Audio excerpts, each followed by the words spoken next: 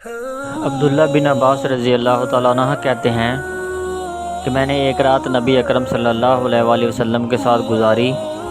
جب آپ نیند سے بیدار ہوئے تو اپنے وضو کے پانی کے پاس آئے، اپنی مسواک لے کر مسواک کی۔ پھر آپ صلی اللہ علیہ وآلہ وسلم نے آیت کریمہ اِنَّ فِي خَلْقِ السَّمَاوَاتِ وَالْأَرْضِ وَاخْتِلَافِ اللَّيْلِ وَالنَّهَارِ لَآیَاتٍ لِأُولِي الْأَلْبَابِ کی تلاوت کی، یہاں تک کہ سورت ختم کے قریب ہو گئی یا ختم ہو گئی۔